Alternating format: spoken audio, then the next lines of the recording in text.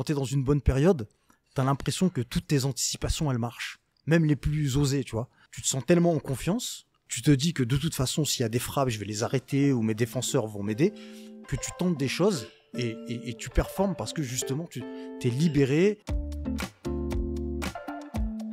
Salut à toutes et à tous, bienvenue dans La Voix des Gardiens, le podcast qui plonge dans leur univers.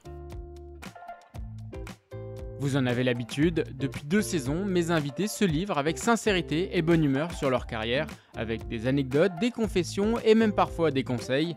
Pour cette saison 3, on va de nouveau se pencher sur le poste, la grande famille des gardiens de but, qu'importe le sport.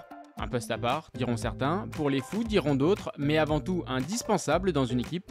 Et c'est justement pour ça que j'ai voulu interroger les spécialistes du poste. Et si vous découvrez cette série d'entretiens grâce à cet épisode, 2 saisons vous attendent. Pour les réécouter, on se retrouve sur les plateformes d'écoute et sur les réseaux sociaux. Bonne écoute!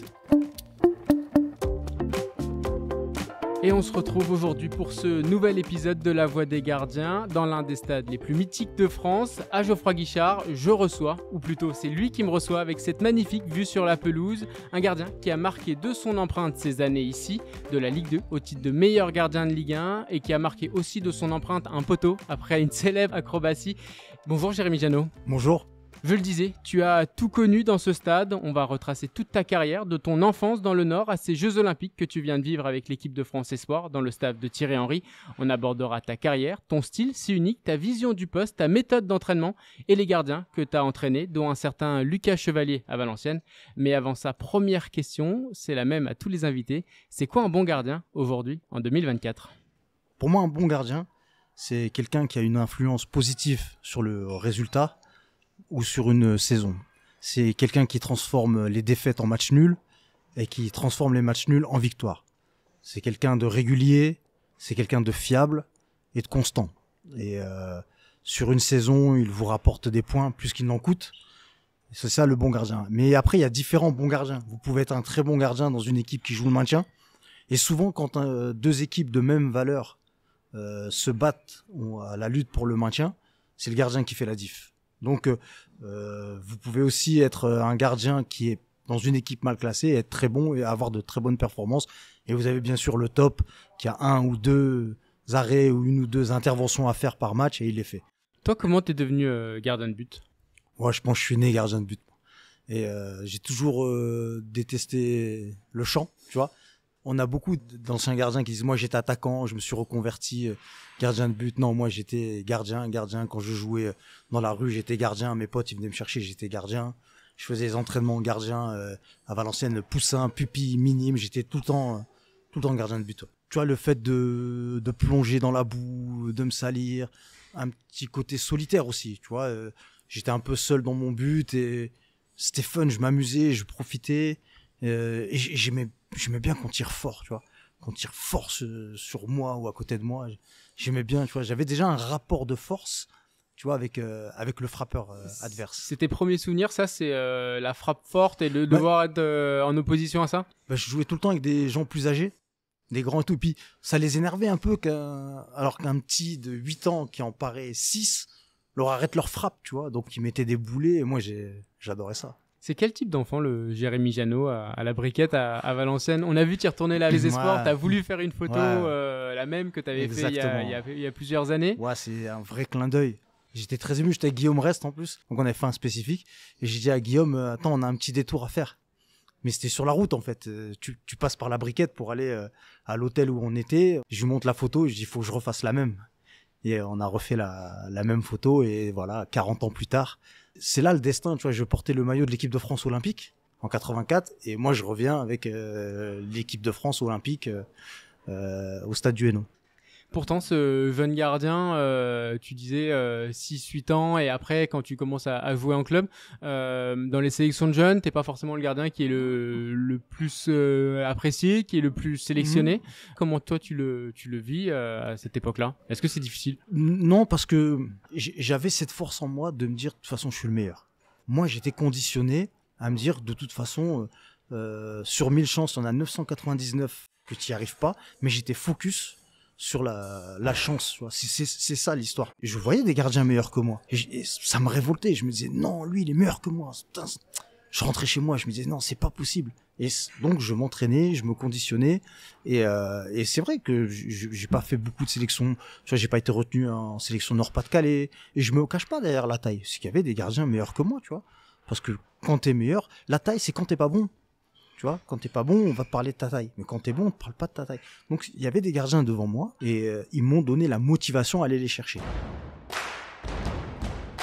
Tu parlais de cette force en toi, je vais te faire écouter la question mystère. On l'aborde un peu, je vais te laisser découvrir qui est la personne qui te l'a posée, et puis après je te laisserai répondre à la question. Coucou mon G, tu sais la tendresse que je te porte.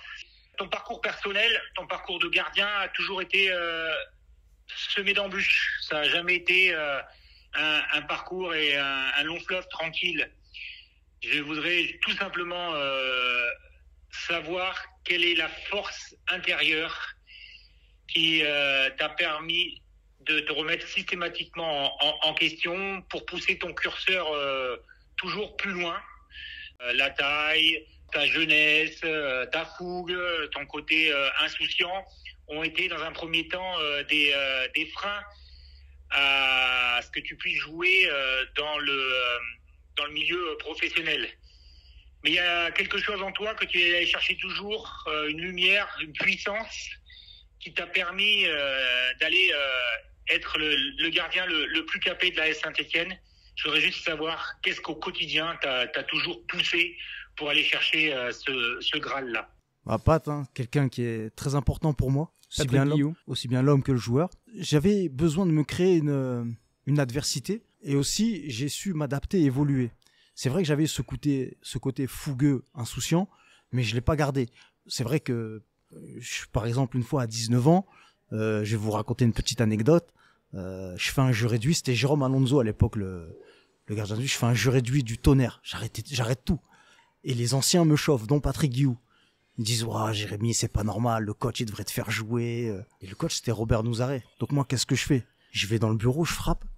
Il ouvre la porte. Je dis, vous voyez pas que c'est moi le meilleur ici? C'est moi qui dois jouer. Et lui, il avait pris un gobelet, il m'avait dit, dégage de là, toi. Tu vois, t'as le boulard. Tu vois, il m'avait jeté le truc. Et là, les anciens se disent, non, mais on l'a un peu chauffé et tout. Il dit, mais lui, c'est de la nitroglycérine, faut pas, tu vois.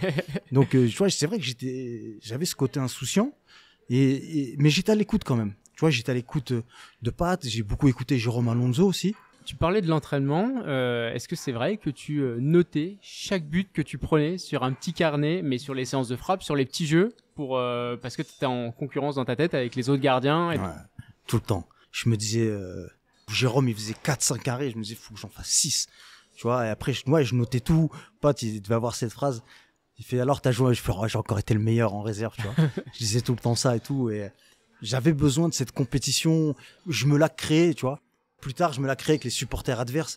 Tu vois, j'arrivais à l'échauffement, je me dis, putain, le stade, il est un peu endormi. Je faisais des gestes qu'on pourrait pas reproduire aujourd'hui pour chauffer un peu. Et ça partait. J'avais besoin de me sentir en adversité. Où c'est vrai que j'ai été bon quand j'ai été critiqué après 2-3 mauvais matchs et que je commençais à être critiqué.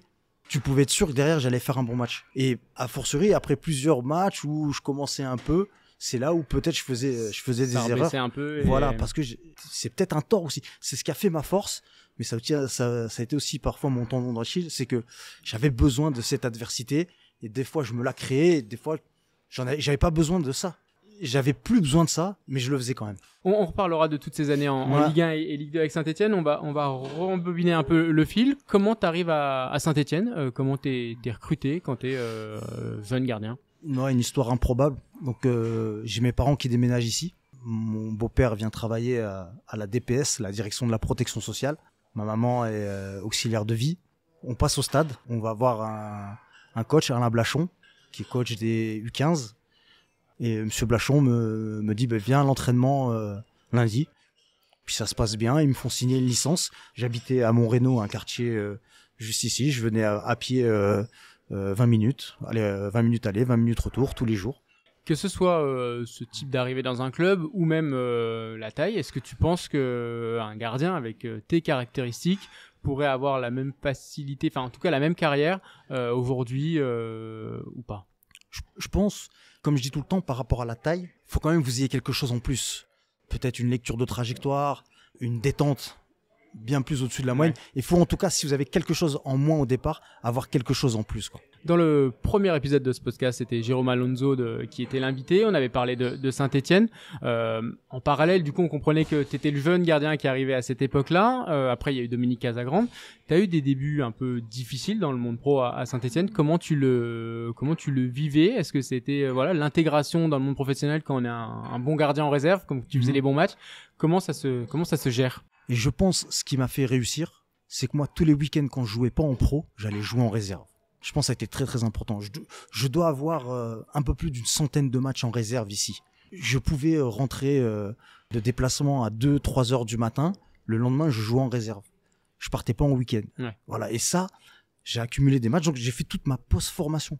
Quand j'arrive en pro et que Frédéric Antonetti m'installe, j'ai peut-être certes 50-60 matchs en pro, mais j'ai aussi 100 matchs de réserve.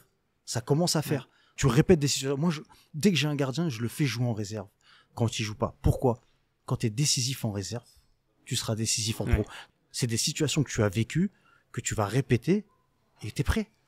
Et souvent, les mecs, ils arrivent, ils jouent en pro. Ça fait 4 semaines, ils ont pas joué en réserve. Ils ont joué une fois et 4 semaines avant, ils avaient toujours pas joué. C'est-à-dire en 10 semaines, ils ont joué un match. Tu te retrouves titulaire au PSG, à Marseille, à Rennes, à Lille.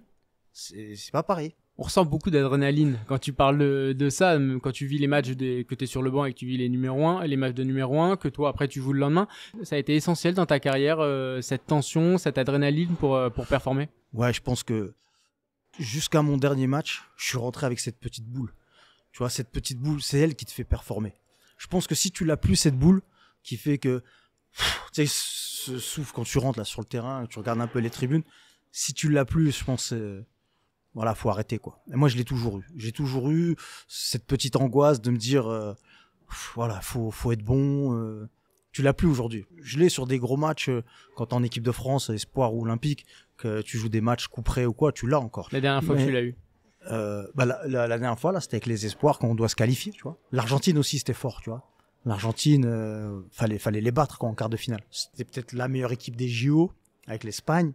Des champions du monde, des champions d'Amérique du Sud. Donc il y avait cette pression. Pour cet entretien, j'ai appelé Patrick Guillou. Il t'a un peu pris sous son aile parce qu'il avait ce même tempérament que toi. Et à la fin, il me dit, au final, on a chacun été la béquille l'un de l'autre.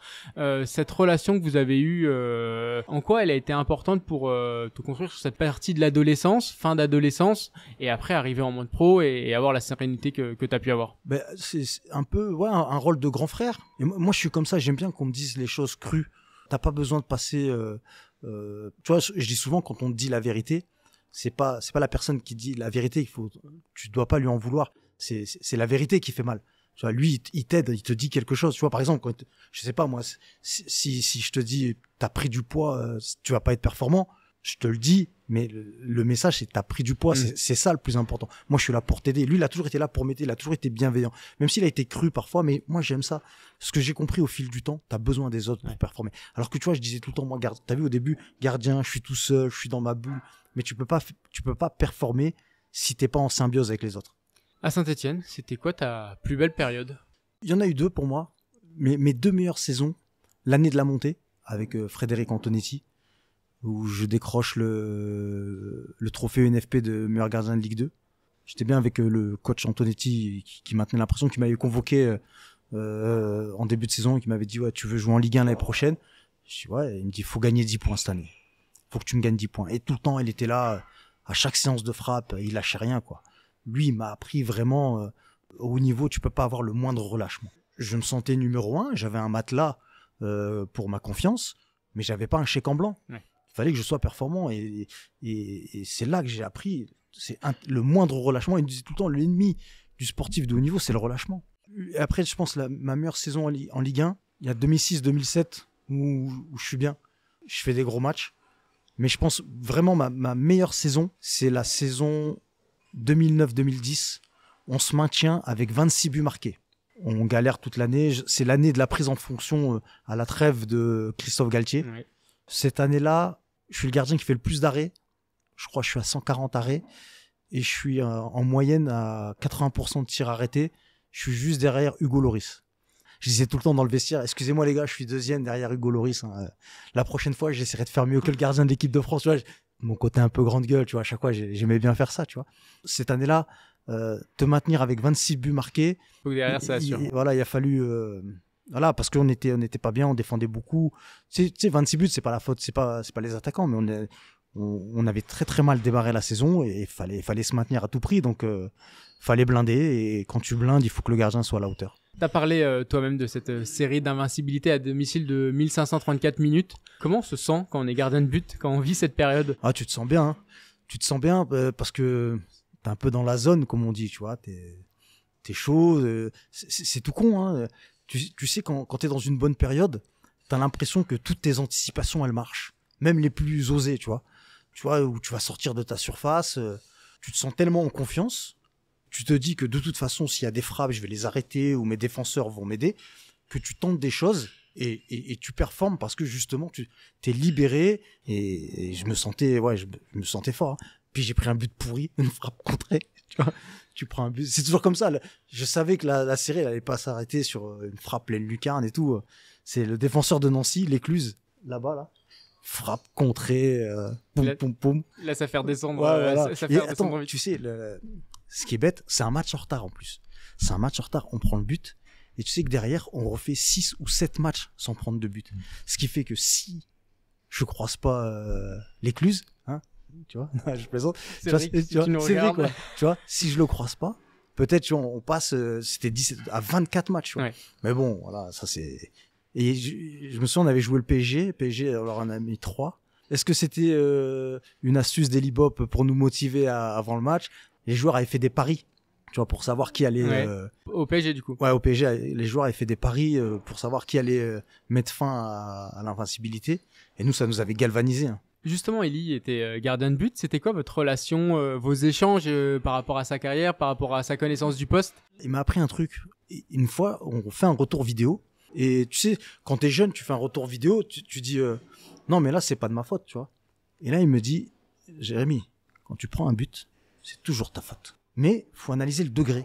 Ça peut être 100%, ouais. 50% ou 5%.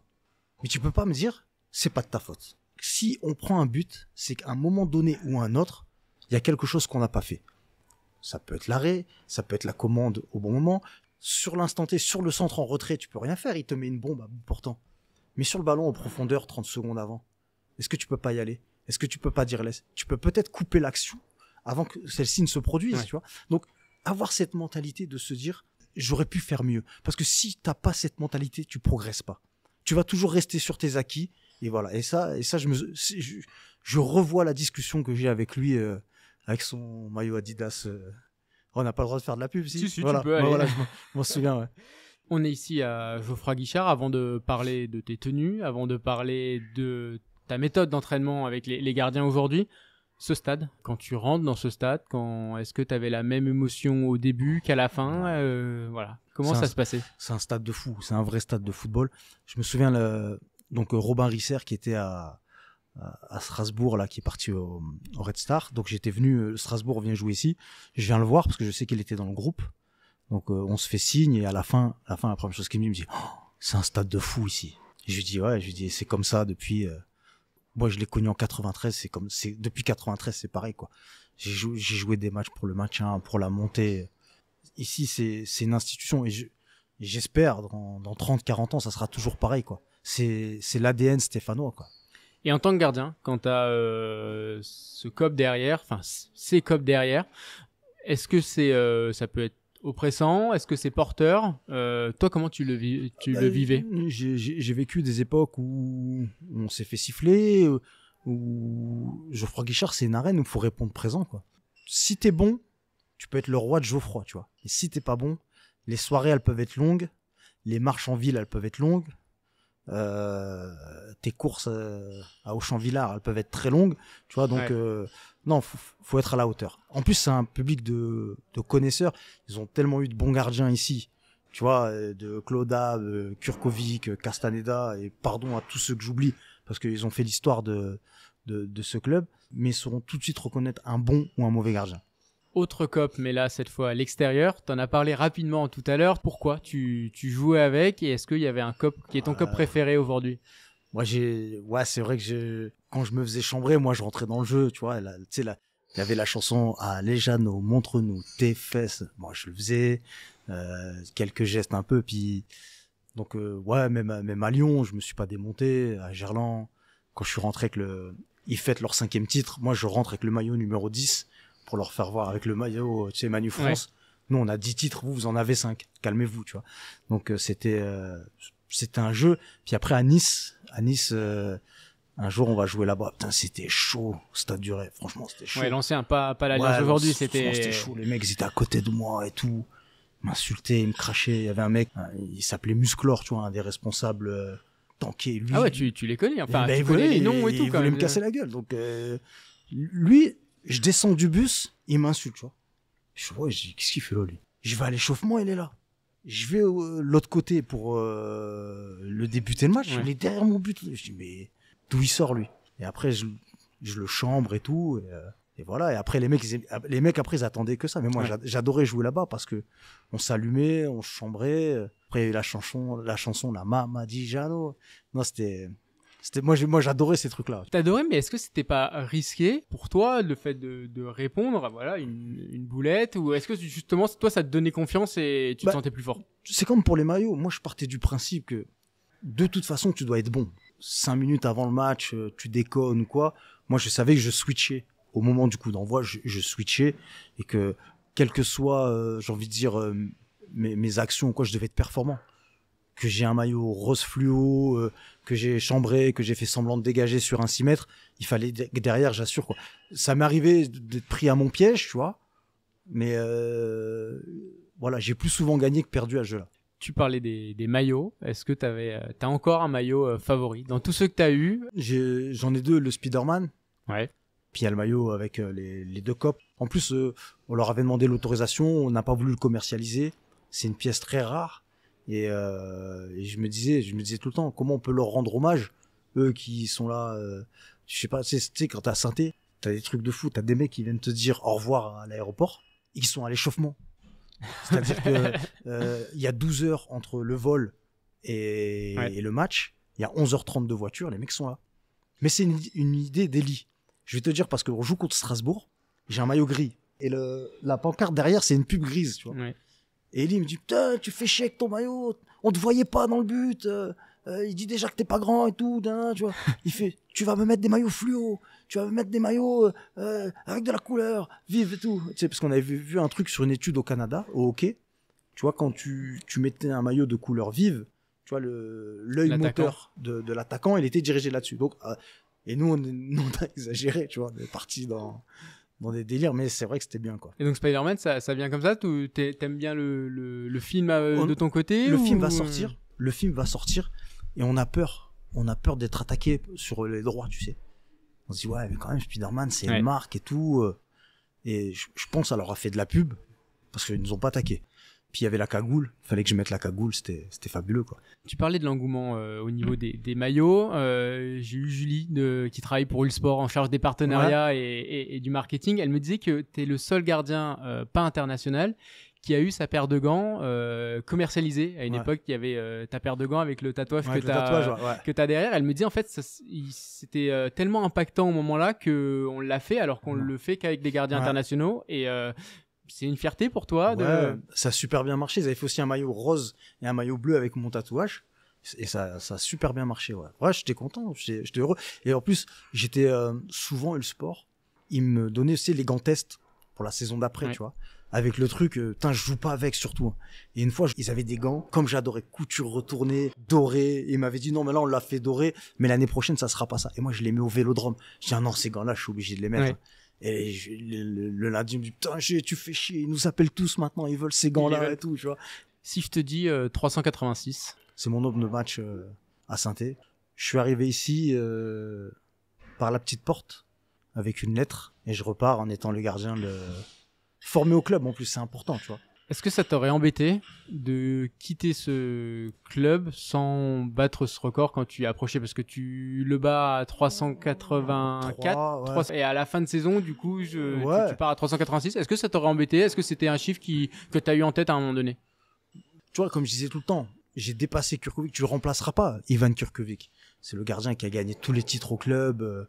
Le dépasser, c'était en termes de nombre de matchs joués, ça marquait, j'ai envie de dire, c'était le tampon de validation d'une carrière en fait. Est-ce que c'est un regret de ne pas avoir été l'homme d'un seul club ou pas? Non, parce que le football, c'est ainsi, quoi. Tu vois, tu peux pas vivre de regrets, tu peux pas te dire j'aurais dû, j'aurais pu. Je regrette rien, tu vois. J'ai déjà eu une carrière extraordinaire, un gamin d'1m73, 10 ans en Ligue 1, et tu sais, j'ai joué à une époque où dans chaque club il y avait un titan. Sochaux, il y avait Teddy Richer. Ouais. Bordeaux, il y avait Ulrich Ramé. Paris, tu avais Litizi, Alonso. Rennes, j'ai croisé Petr Cech, Isaacson, Nicolas Pinto, Fabien Audard, Michael Landreau, Guillaume Varmuz, Stéphane Cassard, Hugo Loris, Steve Mandanda, Grégory Coupé, Sébastien Frey. J'étais avec eux. L'âge d'or. À chaque fois que tu allais dans un club, tu avais une banderole, Nicolas Pinto en équipe de France. Fabien Audard en équipe de France. Teddy Richer mérite les Bleus. Chaque gardien pouvait prétendre à l'équipe de France. C'est vrai que c'était une époque dorée. Aujourd'hui, il y a encore des bons gardiens français, des très bons gardiens français. Mais c'est vrai qu'à cette époque-là, il y avait peut-être moins de gardiens étrangers en France. Incroyable. J'ai joué contre Chilavert, tu vois. J'ai joué vraiment à une époque où il était dur de s'imposer parce que t'aurais fait venir n'importe quel gardien. Ça aurait été un concurrent redoutable, tu vois. Et je t'en ai cité et j'en ai oublié. Charlie Tange, tu vois. Excellent gardien. Il y avait vraiment une génération dorée. Et je suis fier d'avoir joué 10 ans en Ligue 1 à côté de ces mecs-là. On va passer au podium de ta carrière. C'est les 3 images fortes de ta carrière. En 3e position. Mon premier match à Toulon. Et, c'est mon premier match en Ligue 2. Tu sais, quand tu dis un jour, j'espère que je jouerai en pro. Tu sais, quand t'es gamin, tu vois. Ouais. Ces jours-là, tu réalises le rêve, quoi. Tu joues en pro. À la 2e place. Je dirais la montée dans sa globalité avec Fred Antonetti, parce que c'est une année compliquée. On est rétrogradé en début de saison administrativement, parce qu'il manquait de l'argent. C'est Roland Romeillet qui sauve le club avec son entreprise. On doit monter, sinon le club peut avoir des soucis. Il est racheté entre-temps par Monsieur Cayazo, mais cette saison-là, franchement, elle était extraordinaire. Je pense, après les Verts de 76, je pense que c'est l'équipe qui a plus correspondu aux valeurs de Saint-Etienne, tu vois. Et à la première place? La première, c'est un arrêt. Si on perd, on descend en national. Notre meilleur joueur, Willy Sagnol, joue pas, se blesse. On joue contre 3. Si 3 nous bat, 3 se maintient en Ligue 2. Et c'est Nicolas Dehon, d'ailleurs, le gardien. Okay. C'est Nicolas Dehon qui lui aussi fait un bon match. Et 83e minute, devant les Magic fans, j'ai un duel face à face avec Laquet, tu vois, qui en loupait pas beaucoup. Et je gagne ce duel, tu vois. Et nous, le président était venu nous voir avant. Il avait dit, si on perd, il y a dépôt de bilan. Un peu à la bordelaise. Ouais. Donc, quand ça arrive, tu sais jamais ce qui peut, voilà. Et donc, j'aurais été le gardien de la mort du club, quoi, tu vois. En faisant pas cet arrêt, ouais. Voilà. Et en faisant cet arrêt, c'est l'arrêt le plus important de ma carrière. On va passer maintenant à ta nouvelle vie, celle d'entraîneur des gardiens. D'abord à Saint-Etienne, ensuite à Auxerre, Valenciennes et aujourd'hui avec l'équipe de France Espoir. Mais avant ça, tu as passé quelques années dans le foot amateur en tant qu'entraîneur principal. Qu'est-ce que t'ont apporté ces années-là? On pourrait penser que un entraîneur des gardiens, c'est un ancien pro sans passer par le foot amateur. Est-ce que ces années-là t'ont apporté quelque chose et quoi? Elles ont été formidables parce que j'entraînais les jeunes à Villars et à Firminy. Donc quand tu dois passer tes diplômes d'entraîneur, tu dois passer aussi un diplôme à 11 pour ensuite aller dans un diplôme spécifique d'entraîneur de gardien. Donc ça m'a permis déjà de voir et de ressentir les besoins d'un coach numéro 1 et de voir toute la difficulté du poste, parce que c'est très très compliqué quand tu es coach numéro 1, encore plus en amateur, où là je devais tout faire, gonfler les ballons, conduire le minivan. J'ai même oublié une fois un joueur, donc ah ouais, je te jure, tu vois, tellement j'étais bam bam bam, j'étais dans le jus et j'ai oublié un un joueur, tu vois. Je m'en suis excusé. Bon, on a pris une valise en plus.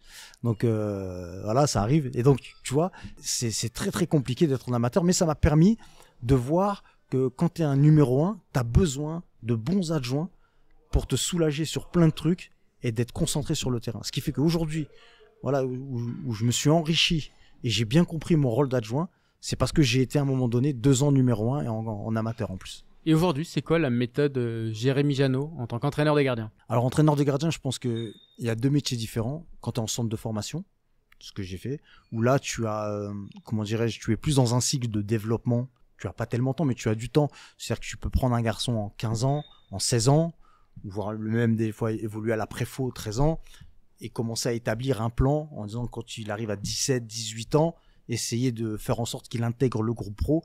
Quand tu es chez les pros, c'est la performance directe qui compte. Tu peux pas dire à ton coach, dans 3 mois, il sera au top. Je vais lui faire des cycles de plio, vivacité.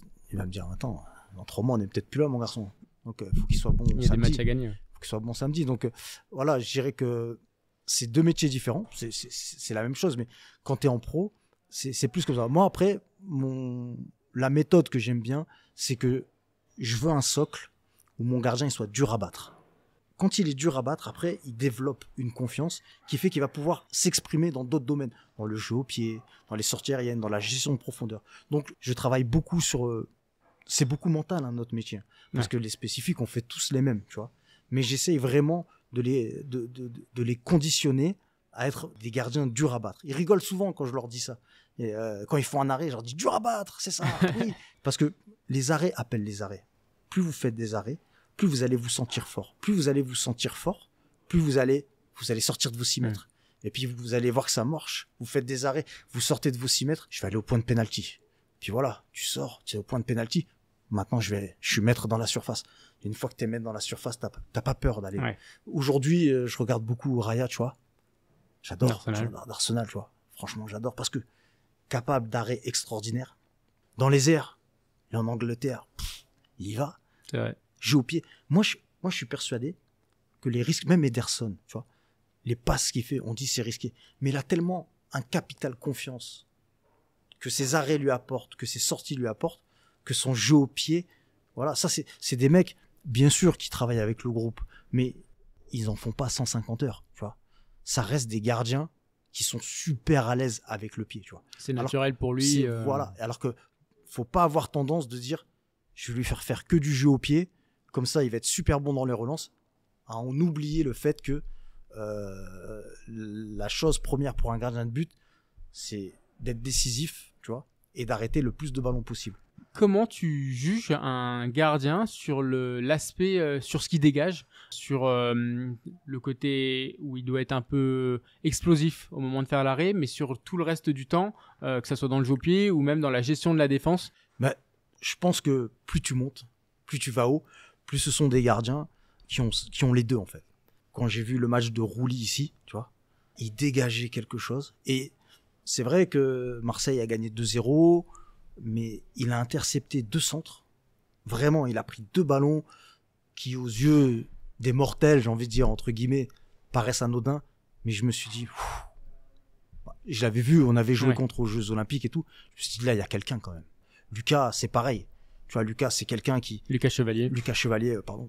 Tu vois, qui est très explosif, qui est capable, ce que j'appelle, tu vois, quand il y a un duel, d'aller dans la zone d'affrontement et de gagner son duel. Mais après, derrière, quand il a le ballon, c'est calme, c'est serein. Et ça, c'est contagieux. Plus tu vas à très très haut niveau, j'ai encore vu hier, en Ligue des Champions, Courtois, tu vois. Courtois, ce qui dégage, c'est impressionnant, quoi, tu vois.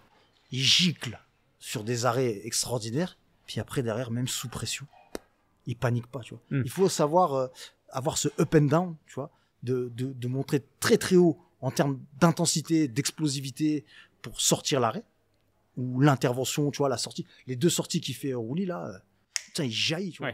Couper 2 centres comme ça au 6 mètres. Alors, c'est pas un arrêt en lucarne, mais... Ouais, mais c'est pareil pour moi. Ça équivaut à un arrêt en lucarne. Parce qu'il coupe une action qui aurait pu être dangereuse. Et tu sais que s'il sort pas, et qu'il y a but, tu vas dire, le gardien, il peut rien faire. Mais le grand gardien peut faire quelque chose. Il peut l'anticiper, voilà. et pas qu'il y ait l'arrêt. On va parler de la dernière expérience marquante que tu as eue, c'est les Jeux Olympiques qui ont marqué tout un pays, qui ont marqué le mouvement sportif français. Mais avant ça, c'est l'arrivée de Thierry Henry. Comment toi, tu arrives dans ce staff? Comment se passe le recrutement et comment tu arrives à devenir entraîneur des gardiens de cette équipe de France olympique? Donc, mon contrat se termine à Valenciennes. Je prends la décision de ne pas continuer malgré une offre de prolongation. Je devais me faire opérer de l'épaule le 12 septembre. Parce que mon épaule s'est déboîtée 7 fois en 2 ans. Et même là, normalement, je devrais me faire opérer. Et je suis à Chalmazel en train de balader mon chien dans la forêt. Mon téléphone capte jamais. Et là, ça sonne. Thierry Henry, quoi. Il me dit, le vieux, ça va? Je dis, ouais. Il me dit, écoute, voilà, je viens de prendre des espoirs. Il me faut un entraîneur des gardiens. J'aimerais que ce soit toi et tout. Par contre, fallait que ça aille vite parce qu'on était fin août. Et je crois, le 1er septembre, on est à Clairefontaine, quoi. Je suis monté le jeudi signé et le dimanche, j'étais à Clairefontaine. Et vous vous connaissiez d'avant? Équipe de France jeune, 18, tournoi Toulon. Et on avait fait le championnat du monde en Malaisie ensemble. Comme je dis tout le temps, tout le monde connaît Thierry Henry. Moi, j'ai connu Titi. Ouais. Tu vois, j'ai connu Titi à 17 ans. Et il avait déjà ce mindset de vouloir aller très haut. Il avait des capacités énormes. Tout le monde. Voilà, ce qui est extraordinaire avec lui, c'est que quand on est en U17, tout le monde disait ouais, c'est le futur. Il avait une pression énorme sur ses épaules. Quoi. Et il l'a assumé.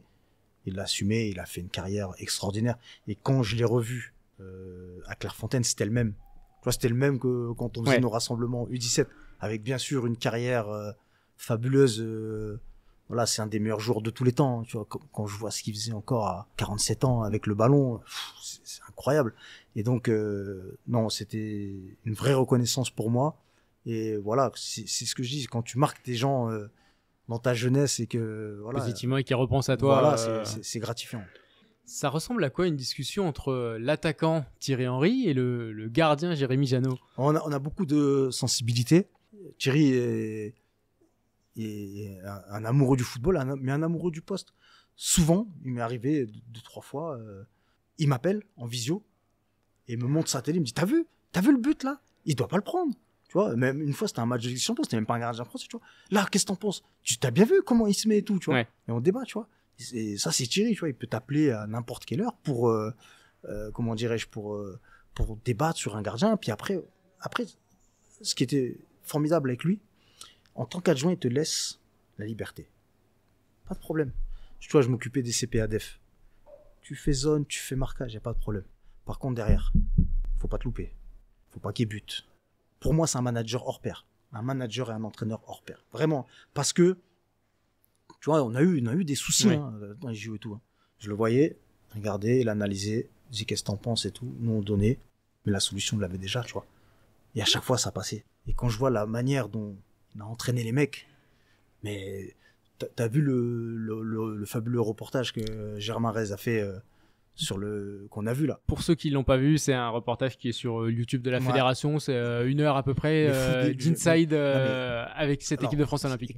Mais tu sais que ça, mais t'aurais pu faire 4 heures. Hein. T'aurais pu faire 4 heures de vidéo. Tu vois les joueurs, ils adhèrent complètement. Thierry leur avait dit les gars, on va faire 15 km de course avant le match. Ils en auraient fait 16 les mecs. Ouais. Tu vois.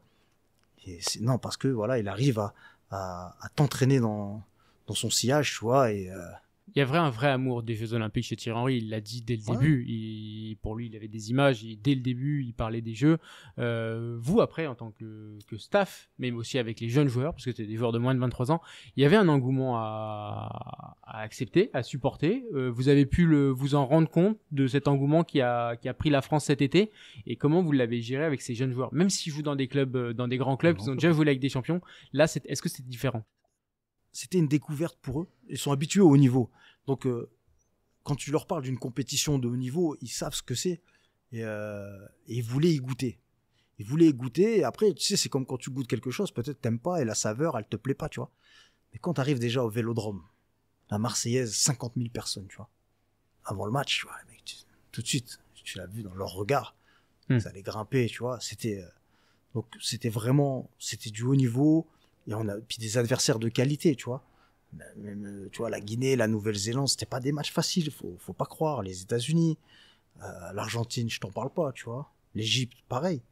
Puis après, il y a la finale contre l'Espagne, tu vois. C'était des vrais bons matchs à vivre.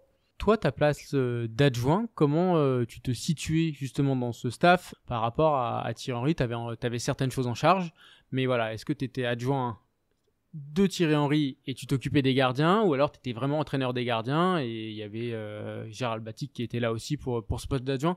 Quelle était ta responsabilité sur différents aspects dans ce staff? Alors, le poste d'entraîneur adjoint, c'est la place que te donne le coach. Moi, j'avais les gardiens de but, les coups de pied arrêtés défensifs, Gérald Batic, l'adjoint numéro 1, Gaël Clichy, adjoint numéro 2, et Thierry avait l'humilité de nous poser des questions, de nous demander. C'était toujours lui qui tranchait. Il tranche, on se rangeait derrière. Mais même nous, entre staff, tu vois, Gérald, bien sûr que sur la tactique, la parole de Gérald, elle était beaucoup plus importante que la mienne, logique. Oui. Mais ça n'empêchait pas, même Gérald, alors qu'est-ce que t'en penses? Voilà, ou moi de lui dire, premier poteau sur le corner là. Il disait, ouais, peut-être un peu plus bas, un peu plus haut. Gaël, pareil. Il disait, attention, moi c'est plus cette zone-là, tu vois. Il y avait vraiment un échange. Et après, derrière, Thierry a fait le boulot, quoi, tu vois, en sachant que il avait une pression énorme. Ouais. Et moi, j'étais hyper heureux pour lui parce que quand je le vois danser sur scène et tout, c'était fabuleux. C'est les danses qui faisaient qu'on gagnait ou on perdait à PlayStation en Malaisie, tu vois. Mais Longtemps avant, ouais. Tu vois, longtemps avant. Et parce que si on n'avait pas performé, c'est lui qui aurait tout pris. Nous, on serait passé à l'as, tu vois, comme on dit. Justement, cette fin de compétition, c'était intense, cette compétition. Les matchs étaient resserrés. T'en gardes quelle image de ces Jeux Olympiques? Si tu dois en garder une seule, c'est quoi? C'est l'après-match contre l'Argentine, tu vois. Il y a eu une bagarre et tout, tu vois. Et je vois Thierry. Il a l'œil noir, tu vois. Je dis, oh là là. Puis il commence son discours, tu vois, tu le vois, tu vois. Tu vois, les gars, manque de classe et tout, tu vois. Et j'ai la petite boule, tu vois. Je dis, oh merde, putain. Et après, il fait, ouais, tu vois. Pff, là, on explose, tu vois. Même nous, tu vois. Et il a bien fait de faire ça parce que on a un devoir de représentativité. Après, c'était un match tendu. Ouais. Tu sentais que ça allait partir, tu vois. Tu sentais. Il y avait eu les chants, tu sais, il y avait eu les chants, tout ça. Bon, t'as vu, on a séparé tout le staff, on a séparé tout ça, mais après, les hommes, ça reste des hommes, hein, tu vois. Et c'était une fin de match compliquée. Et après, bon, il y a cette finale, tu vois. Le parc et le moment de la remise des médailles, ouais, c'était touchant. Sur la préparation, t'as combien de gardiens à peu près dans le viseur sur ces Jeux Olympiques, sur toute cette préparation, la création de la liste et voilà l'osmose que tu dois créer dans ce groupe? Comment t'as préparé toi ces Jeux Olympiques en tant qu'entraîneur? Il y avait une liste de 100 au départ. On avait fait 12 gardiens. 12 gardiens, donc on avait fait, on va dire, tu vois, des mecs qui jouent en Ligue 1 avec des tops, les mecs de notre catégorie et des jeunes, tu vois. S'il fallait aller piocher voilà, à un moment donné. Voilà, tu vois, et donc fallait donner une liste de 100 avant le mois de mars. Ce qu'on a fait après, les réduire. On a réduit à 8. Et donc après les 5, donc il y avait Lucas Chevalier, Guillaume Rest, Obed Nkamondjo, il y avait Robin Risser, tu vois, Théo de Persin, et le petit Patouille aussi, tu vois. Okay. Et donc et après quand Robin vient, il avait mal au coude la première semaine. Et il a eu l'honnêteté de dire non, je pourrais pas faire la prépa. Donc on a fait venir Théo de Persin, d'Auxerre, qui a été extraordinaire. Si bien, en plus je suis content, il avait fait son premier entraînement en pro avec moi. Quand t'étais à Auxerre, tu vois. J'avais bien aimé ce petit, tu vois. Ce petit, enfin qui est bien grand maintenant. Et après Obed, pareil. Et puis Guillaume, quoi. Franchement, on a fait une super préparation, une super compétition. J'étais très heureux, j'ai vécu des moments intenses avec eux. Parce que tu vois, quand on parlait de ma méthode aussi, moi j'aime avoir ce rôle de grand frère, tu vois. Je suis quelqu'un de proche de mes gardiens, tu vois. J'étais élevé comme ça par Jeannot DS, mon entraîneur de gardien, qui m'a formé, qui a formé Grégory Coupé. Moi, je suis obligé de me sentir proche de mes gardiens. Je suis obligé d'être, comment dirais-je, aussi en symbiose avec l'homme, tu vois, sans forcément dire qu'on va partir en vacances ensemble, qu'on va être des copains. Mais tu vois, c'est pour ça que j'ai adoré le podcast avec Michel Etor. Je me suis retrouvé là-dedans, tu vois. Quand il faut dire les choses, il faut dire les choses. Même si le gardien il réalise une mauvaise performance, c'est pas grave. De toute façon, moi je pars du principe, si le gardien il est bon, c'est grâce à lui. S'il est pas bon, c'est de ma faute. C'est ce qui me permet aussi de me remettre en cause, moi, d'essayer de m'améliorer, d'étudier, parce que je pars d'un principe qu'une fois que j'ai fait un spécifique, il est obsolète, il est plus bon. Je peux garder les exercices, mais je peux essayer, comment dirais-je, de le composer autrement, tu vois. On va parler des gardiens que tu as eus pendant ces Jeux Olympiques. On va faire un petit focus dessus et après on finira sur Lucas Chevalier que tu avais également eu à Valenciennes. C'est Guillaume Rest qui a joué ces Jeux Olympiques. Comment tu as vécu ces Jeux Olympiques et puis voilà, comment s'est passée cette relation avec Guillaume qui est aujourd'hui encore le gardien des espoirs? Bon, c'était déjà notre gardien en espoir. Donc on avait déjà noué des liens, même pas quelques liens, des liens. C'est déjà un homme extraordinaire. C'est un gamin, hein, c'est un 2005. C'est un bébé. C'est un bébé, Guillaume. T'étais meilleur gardien de Ligue 1 quand il est né. Ouais, t'imagines, ouais. Et franchement, et après, moi, le gardien, j'adore. Il est en avance surtout. C'est quelqu'un en sélection, je dois toujours veiller sur lui parce qu'il veut pas s'arrêter. Le lendemain de match, il va faire quelque chose et tout. Donc, je dis tout le temps à Alan, attention, tu connais Guillaume, il est capable de mettre une paire de baskets, d'aller courir, de faire des jumps parce que il a tout. Il a cette espèce d'aura, tu vois, qu'on chevalier et tout ça. Je dis tout le temps, le grand gardien, quand tu le découvres, il a ce petit truc que tu peux pas expliquer. Il a ce petit, et c'est un gardien complet. Et en plus, il travaille super bien avec Eric Alibert, quelqu'un que j'aime beaucoup, que je respecte énormément. On a une vraie école, une vraie bonne école. Tu vois, je parlais de l'école des gardiens. On a aussi une vraie bonne école d'entraîneurs de gardiens en France. Moi, j'ai été formé par Franck Raviot, Gilles Foix, chez Laurent Chatrefou. Franchement, je leur remercierai jamais assez. J'avais une vision du poste et après que je suis passé entre leurs mains, franchement, j'ai envie de dire que mes performances ont été multipliées par 10. Oui, voilà. Au-delà de ta carrière de joueur Voilà. et de tes qualités de joueur. Tu vois, je pense, tu vois, par exemple, je dis tout le temps, les deux meilleurs, tu vois, pour moi, il y en a plein. Stéphane Cassard, Christophe Revel, Nicolas Dehon, tu vois. Et pour moi, il y a Olivier Lagarde et Franck Raviot. Franck qui est pour moi au-dessus, tu vois. Et mais Olivier, tu vois, t'as pas besoin d'avoir fait une carrière pour être un entraîneur de gardien ultra performant. Ou c'est pas parce que t'as fait une carrière que tu vas être un super entraîneur de gardien. Olivier, c'est dans la conception, la pertinence et l'originalité des exercices des séances, c'est un maître. Il n'y a pas mieux. Olivier Lagarde, pour ceux qui découvrent ce podcast via cet épisode, Olivier Lagarde était le dernier invité avec Donovan Léon. C'est pour ça que je me permets d'en parler. Ouais. Autre gardien que tu as en espoir, qui est le gardien du Paris FC aujourd'hui, c'est Obed Nkambadio. Quelle saison qu'il réalise? Alors, c'est pas sa première saison. Il avait déjà fait une bonne saison la saison dernière. Mais là, il est sur une grosse saison avec le Paris FC. Pareil, avec un super entraîneur de gardien, Michael Bouli, qui est quelqu'un de très innovant, très pertinent dans la recherche, tu vois. Obed, c'est un monstre. Un monstre physique, un monstre mental. Quelqu'un qui doute pas. Il est très très fort. Et lui, tu vois, quand je parle d'un gardien dur à battre, lui, quand tu fais une séance de frappe ou un jeu réduit, pour lui mettre un but, faut être costaud. Ouais. Voilà, il a ce côté, ce que j'aime, tu vois, dur à battre. Avec cette possibilité de prendre un ascendant psychologique sur les attaquants. Et puis de temps en temps, il a un petit coup de folie, tu vois, capable. L'autre jour, on était avec Guillaume. Il y a une tentative de lob, mais elle est super haute. Hein. Et il fait un amorti poitrine. Et on se regarde avec Guillaume. Guillaume il me dit, mais il est fou. Je dis, ouais, je crois, il est fou. Tu vois, quand c'est comme ça, le coach, il peut te dire, Roger, gardien, tu vois. Donc moi, je suis allé à la fin, je fais Obed. Je dis non, tranquille, tu vois. Mais puis j'adore l'homme, hein, franchement. Je passe des moments avec lui parce c'est quelqu'un qui a pas beaucoup de mots, mais qui sait chambrer, qui sait bien, voilà, qui peut être bien dans la chambre. Justement, toi, t'es comment par rapport à ça? T'es très chambreur au quotidien, t'étais très chambreur quand t'étais joueur, mais avec tes jeunes gardiens, quand tu les entraînes, est-ce que tu gardes cette distance de l'entraîneur ou alors c'est un groupe de gardiens de but et dedans tu te mets et t'instaures ce chambrage et tout ça? Je pense qu'une de mes premières qualités, c'est d'être entraînant. Tu vois, je vais te donner envie de t'entraîner.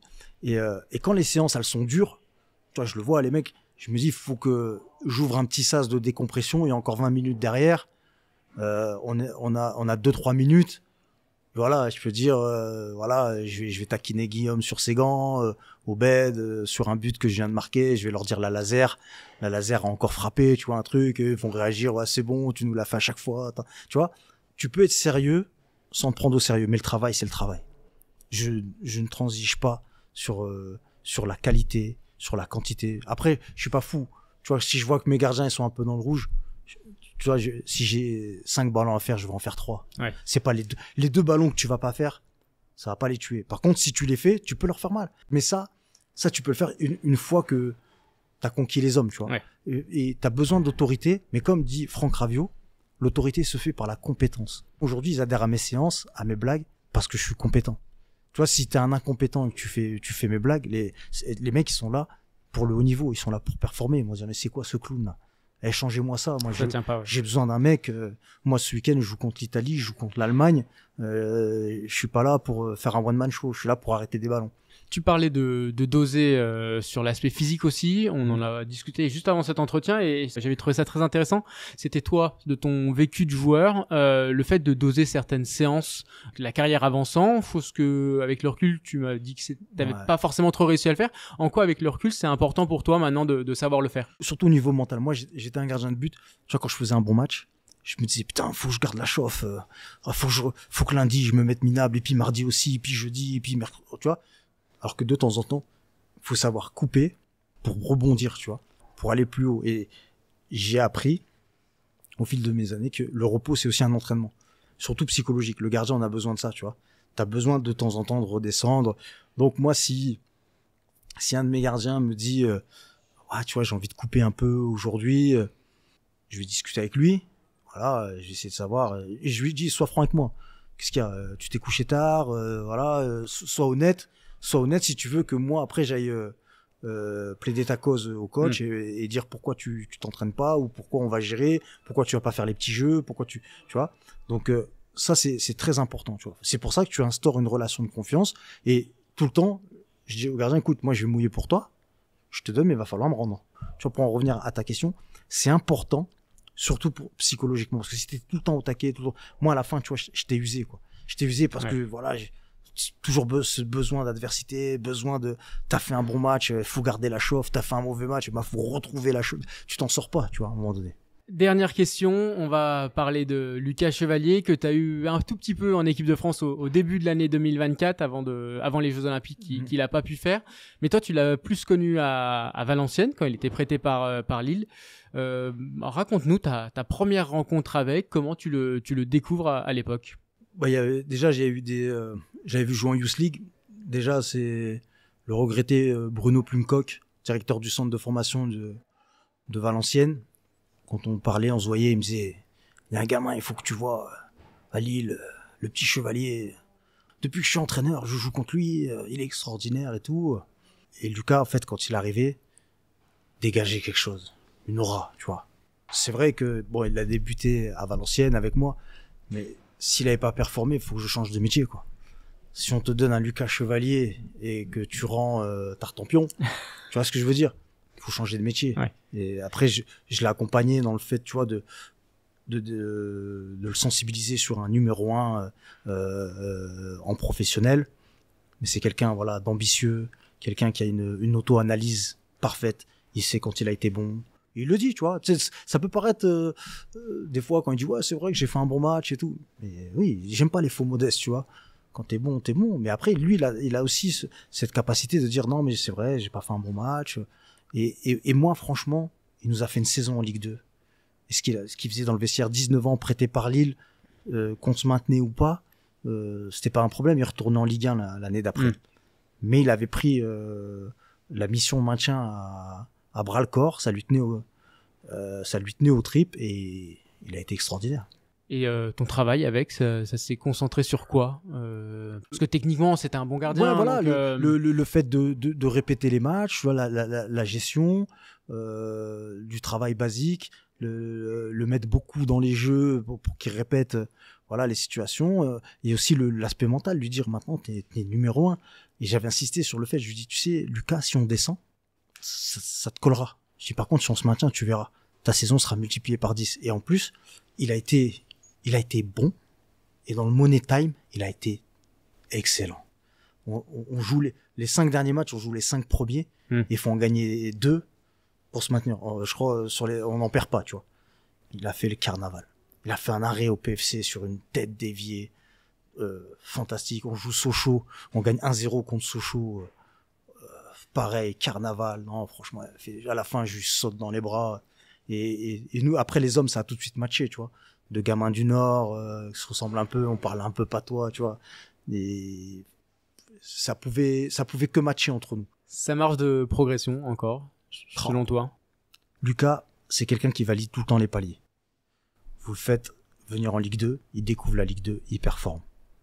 Il rentre au LOSC, il découvre la Ligue 1, il performe. Il découvre la Coupe d'Europe, il performe. Il découvre la Ligue des Champions, il performe. Il a pas de limite. Il a pas de limite. Le doctorat, c'est la Ligue des Champions. Bam, bam, bam, bam. Il faut qu'il valide, tu vois. La prochaine étape pour toi, c'est l'Euro cet été avec les espoirs. C'est une période dont on ne sait pas. Il y a une Coupe du Monde des clubs, il y a des joueurs qui vont pouvoir être sollicités. On ne sait pas comment ça va être tranché encore pour l'instant. Mais avec quelles ambitions vous y allez? On va terminer par ça avant le face-à-face. Vous y allez avec quelle ambition? L'ambition de performer comme au JO. Hein. Après, on a la chance d'avoir un vécu. On est préparé. Après, la compète, ça reste la compète. L'histoire des matchs, on la connaît pas. La seule chose que je sais, c'est que physiquement, avec Alan, les mecs sont prêts. Tactiquement, avec Gaël et Gérald, ils seront prêts. Et j'espère que les gardiens seront prêts aussi. Eh ben, on te souhaite une bonne compétition. On va terminer cet épisode par le classique face à face. Une question, une réponse. Ton plus bel arrêt? 2009 à Rennes, frappe déviée dans le dos, tu vois. Je vais la chercher dans le dos. À la fin, il y avait Nicolas Douchez. Alors, on parlait des gardiens tout à l'heure. Nico Douchez qui me dit putain, tu m'as fait un top arrêt là, tu vois, à la fin. Je m'étais explosé le dos, mais ouais, c'était un bel arrêt. Ce qui te fascine chez les gardiens?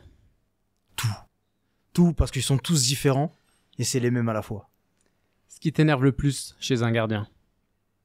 C'est les limites qui peut s'imposer. Tu vois, le numéro 3 qui veut pas devenir numéro 2. Le numéro 2 qui dit, de toute façon, je prendrai jamais la place du numéro 1, tu vois. Moi, faut être un conquérant quand t'es un gardien de but. Si t'es pas un conquérant, tu vas te priver de tes rêves. À un moment donné, on va rien te donner. Moi, je te donnerai jamais rien. Mais si tu viens le chercher, par contre, je t'empêcherai pas. Ton modèle? J'ai longtemps kiffé Bernard Lama, Fabien Barthez, Pascal Olmeta, Joël Batz, mais c'est vrai que j'avais une préférence pour Bernard Lama. C'était un chat, quoi. J'adorais. Un derby à Gerland ou à Geoffroy Guichard? Geoffroy Guichard. Ton geste préféré? Claquette main opposée. Même quand je pouvais pas le faire, j'essayais de la faire. Pour la photo? Bah oui. Un match de foot ou un combat de MMA? Un match de foot. Est-ce que t'échangerais contre une sélection en bleu? Rien, parce que ça se mérite. Voilà, si j'ai pas été sélectionné, c'est que je le méritais pas. L'exercice que tu détestais? Le footing. Et pourtant, j'ai une petite anecdote avec ça. Quand je vais passer le diplôme, que je vois Fred Antonetti, il me dit peut-être encore bien physiquement et tout, et je lui dis ouais, je cours 3 fois par semaine. Il fait quoi, tu cours? Tu m'as fait chier toutes les reprises, hein, tu vois ce que je veux dire? Et parce que franchement, je grugeais, je trichais derrière là, tu vois. Les gens du Nord ou les gens du Forez? Je dirais les gens du Nord parce que j'y suis né, et mais les gens du Forez sans souci aussi. Le stade que tu cochais quand tu découvrais le calendrier? Nice. Le meilleur gardien du monde actuellement? Moi j'adore Maignan. Ouais, mais je dirais Mike Maignan. L'entraîneur qui comprenait le plus le poste de gardien? J'ai eu de la chance de côtoyer beaucoup d'entraîneurs sensibles au poste. Frédéric Antonetti, Elie Bob, Christophe Galtier. Et ouais, ces trois-là aimaient bien le poste. Ouais. Le conseil que tu donnerais au Jérémy Janot né à Valenciennes? Si je revoyais le gamin sur la photo en 1984, je lui dirais, gamin, cesse pas de rêver parce que tu t'apercevras plus tard que les rêves se réalisent. Merci beaucoup Jérémy C'était un plaisir, merci. d'avoir retracé ta carrière de joueur et d'entraîneur avec moi. Et pour les auditeurs, merci à la brasserie Geoffroy Guichard pour l'accueil et cette vue sublime que vous pouvez découvrir sur les extraits sur les réseaux sociaux. Merci beaucoup et puis bonne fin de saison et passe de bonnes fêtes. Toi aussi, bonne fête à tout le monde.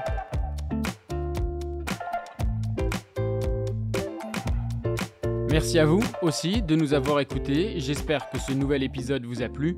Si c'est le cas, je vous laisse également découvrir tous les autres entretiens. Plus de 20 invités ont déjà partagé les coulisses de leur carrière en Ligue 1, en Ligue des Champions, à l'étranger, lors d'une Coupe du Monde ou au JO. Et puis, n'hésitez pas à parler du podcast autour de vous, à vos coéquipiers, à vos amis, à tous les fans de sport pour l'encourager et lui donner un maximum de visibilité, mais aussi à le partager sur les réseaux sociaux, le noter, le commenter sur les plateformes d'écoute. C'est important pour que la voix des gardiens résonne encore plus et qu'un maximum de passionnés plongent avec nous dans l'aventure. Avant de se quitter, je profite de cette fin d'épisode pour vous annoncer que c'est un mois de décembre 100% équipe de France pour la voix des gardiens. Après Jérémy Janot, je suis très contente de recevoir Franck Raviot, entraîneur des gardiens dans le staff de Didier Deschamps pour le prochain épisode. Sa carrière, son unique match en première division, le titre de champion du monde avec Hugo Lloris, Steve Mandanda, Alphonse Areola, son travail au quotidien à la fédération, sa relation avec Didier Deschamps, la nouvelle vague, Maignan, Samba, Chevalier. J'ai déjà hâte de vous le proposer. Rendez-vous pour ça le 29 décembre pour la diffusion. Passez de bonnes fêtes d'ici là.